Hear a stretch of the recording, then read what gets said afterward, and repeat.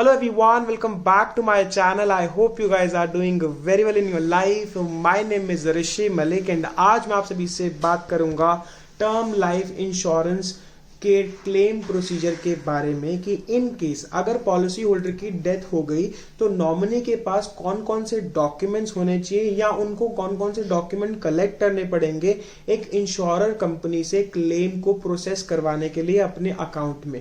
क्योंकि at the end हमारा main motive ये होता है कि इन केस अगर पॉलिसी होल्डर की डेथ हो जाती है तो उस केस में जो फैमिली है जो पीछे रह गई है वो पूरी की पूरी सेफ एंड सिक्योर हो जाए और वो अमाउंट उनको, चाहे वो LIC कंपनी हो, HDFC लाइफ हो, टाटा AI हो, आदित्य बिरला सन लाइफ हो, कोई भी इंश्योरर कंपनी है वो दे इजीली।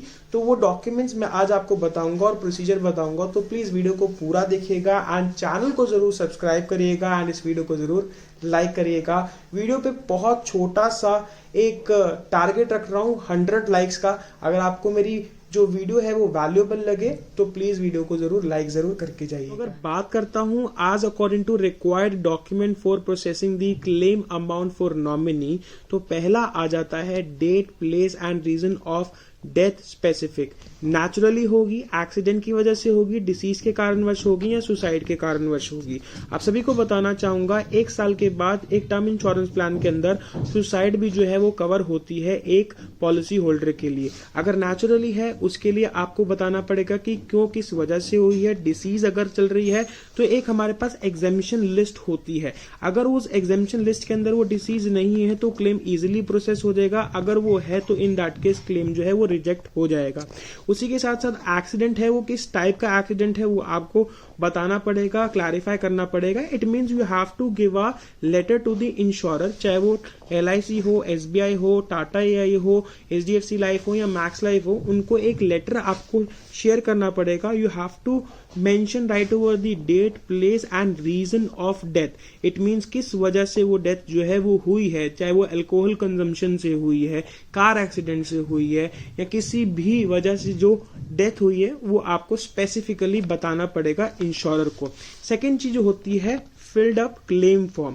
जब एक पॉलिसी होल्डर जो है अपना टर्म इंश्योरेंस परचेज करता है तो उस समय पर वो प्रपोजल फॉर्म फिलअप करता है।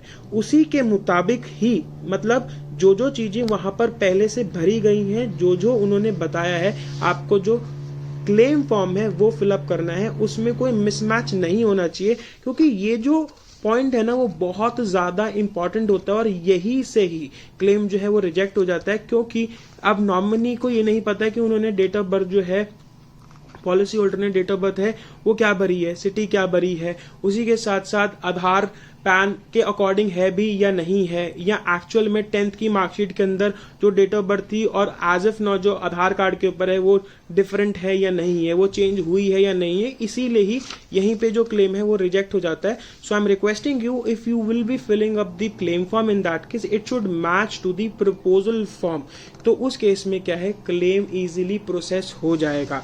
अब अगर हम आते हैं थर्ड पॉइंट के ऊपर, सर्टिफिकेट ऑफ डेथ।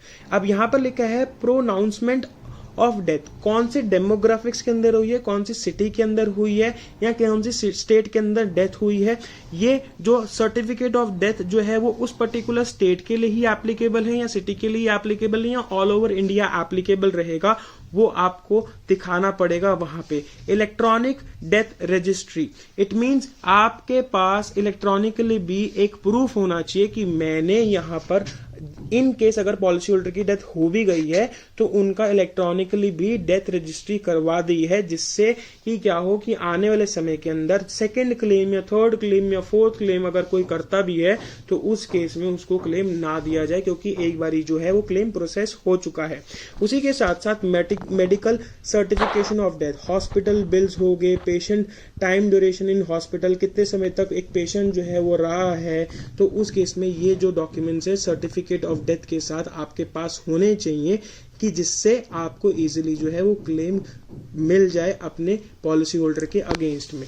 अब इसी के साथ साथ बात करते हैं पॉलिसी डॉक्यूमेंट्स। यहाँ पर भी जो है ना वो सबसे ज्यादा क्लेम रिजेक्ट होते हैं क्योंकि लोगों के पास ये डॉक्यूमेंट ही नहीं होते हैं। मैं आप सभी को बताना चाहूंगा ये ये फिल्ड अप क्लेम फॉर्म और सेकंड जो होता है पॉलिसी डॉक्यूमेंट, यहाँ पर ही क्लेम जो है वो रिजेक्ट हो जाते हैं क्योंकि सर्टिफिकेट ऑफ डेथ जो है ना वो इजीली मिल जाता है। अगर आप किसी भी ऑफिस में जाओ, गवर्नमेंट ऑफिस में जाओ, या अपनी डेथ को अगर रजिस्टर भी करवा देते हो, अपने लव्ड वन की डेथ को अगर रजिस्टर भी करवा देते हो किसी भी गवर्नमेंट वेबसाइट के थ्रू, कि जिससे ये हो जाए कि हाँ उनकी डेथ जो है वो हो चुकी है।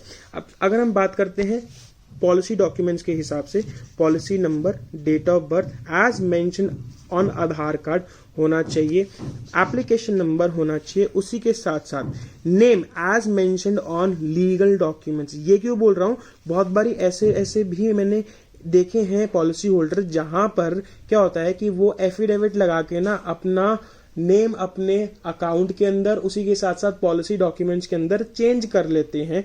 तो उस केस में मैं आपको फिर बोलूंगा प्रपोजल फॉर्म में जो नाम है वही यहाँ पर भी होना चाहिए, आधार कार्ड, पैन कार्ड, पासपोर्ट के ऊपर जो भी लीगल डॉक्यूमेंट है उसके अकॉर्डिंग ही आपको दिया जाएगा। अब इन केस अगर कंपनी ने चाहा तो उस केस में वो भी वेरीफाई कर सकते हैं 10th मार्कशीट। आपकी 10th की जो मार्कशीट है ना उसके ऊपर जो आपकी डेट ऑफ बर्थ है और आपका जो एज ऑफ नाउ नेम है वो भी कंसिडर कर सकती है। तो इसलिए मैं आपको बोलूंगा कि ये डॉक्यूमेंट तो मैंडेटरी है, जो आपके पास होने ही चाहिए जब आप एक क्लेम को प्रोसेस करने के लिए कंपनी के पास जाएं। अब अगर हम बात करते हैं 5th का, deed of assignment and reassignment if any. अब ये जो आता है वो इसलिए आता है कि बहुत बार ऐसा होता है कि हम यूलिप प्लान भी लेते हैं या कोई इन्वेस्टमेंट प्लान लेते हैं या हम टर्म इंश्योरेंस ही लेते हैं, तो उस केस में ये पॉलिसी होल्डर कौन है, पॉलिसी होल्डर जो है वो स्पेसिफाई होता है। तो पॉलिसी होल्डर होता है deed of assignment, reassignment if any. In case अगर पॉलिसी होल्डर की डेथ हो जाती है तो उस केस में नॉमिनी के पास रीअसाइनमेंट आई है, अभी तक कंपनी ने एप्लीकेबल करी है उसके नाम पे या नहीं करी है। इन केस अगर इसकी भी डेथ हो जाएगी तो उस केस में किसको ये पूरा का पूरा जो है अमाउंट मिलेगा। इसलिए कंपनी ये दोनों चीजें मांगती है उस समय पर क्लेम को प्रोसेस करने के लिए। अगर इन्हीं के नाम पर है तो इनको मिल जाएगा, it means he is the policy holder and she is the आपका नॉमिनी। तो इस केस में इस तरीके से जो है कंपनी वर्क करेगी। Full proof of policy holder and nominee मतलब Aadhaar card, PAN card, passport size photo, आपका बर्थ सर्टिफिकेट, हर एक चीज जो है दोनों के पास, दोनों का होना चाहिए नॉमिनी के पास।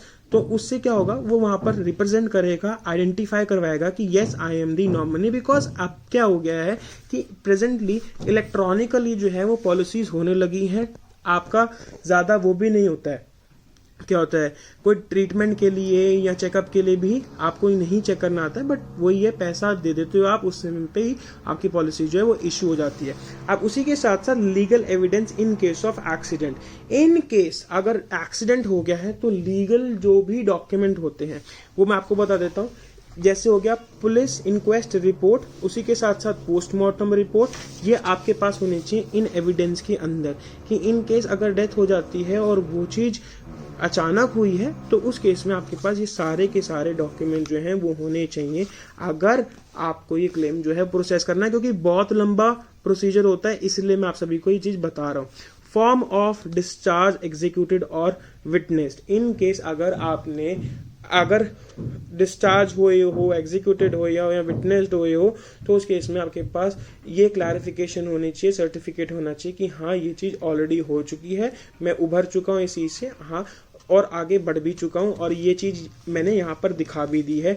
तो जिससे ये हो जाएगा कि हाँ नॉमिनी को पूरा जो क्लेम है वो मिल जाएगा। ये तब आता है जब इनके जैसे कि हॉस्पिटल से आप निकल गए, ठीक है, आप उस समय पर बिल्कुल सही हो और उसी के साथ साथ जैसे ही आप घर पहुंचे 2 दिन, 5 दिन, 1 हफ्ते, 6 महीने के बाद अगर डेथ हो जाती है उस केस में ये जो क्वेश्चन है वो उठ के आता है। अब अगर हम बात करते हैं 9th का हॉस्पिटल सर्टिफिकेट, वो आपके पास जरूर होना चाहिए। Employer certificate, last 3 month salary होना चाहिए, नहीं तो जॉब लेटर होना चाहिए एम्प्लॉय कोड के साथ। पुलिस इंक्वेस्ट रिपोर्ट ये मैंने आपको बता दी, पोस्टमार्टम रिपोर्ट आपको बता दी, और अकाउंट नंबर तो होना ही चाहिए क्योंकि इस अकाउंट नंबर के अंदर आपका पैसा जो है वो डिलीवर कर दिया जाएगा इन केस अगर क्लेम जो है प्रोसेस हो जाता है कंपनी के थ्रू। इन कंपनीज की आपने देखा कि एग्जैक्टली कौन कौन से डॉक्यूमेंट्स जो हैं वो रिक्वायर्ड रहते हैं अगर हमें एक क्लेम को प्रोसेस करना है अपने पॉलिसी होल्डर के अगेंस्ट में। अगर आपके पास कोई भी क्वेरी हो, कोई भी डाउट हो तो प्लीज़ कमेंट सेक्शन में ज़रूर बताइएगा। उसके ऊपर भी मैं एक नया वीडियो बनाऊंगा, नहीं तो कमेंट सेक्शन के अंदर ही आपको उसका आंसर प्रोवाइड करूंगा कि जिससे आपको और भी क्लैरिटी मिले। अगर वीडियो अच्छी लगी हो तो प्लीज़ वीडियो को ज़रूर लाइक करके जाइएगा एंड चैनल को ज़रूर सब्सक्राइब करिएगा for more updates related to mutual fund, ULIP policy and term insurance plan. Thank you so much for giving me your valuable time. Have a nice day, दोस्तों।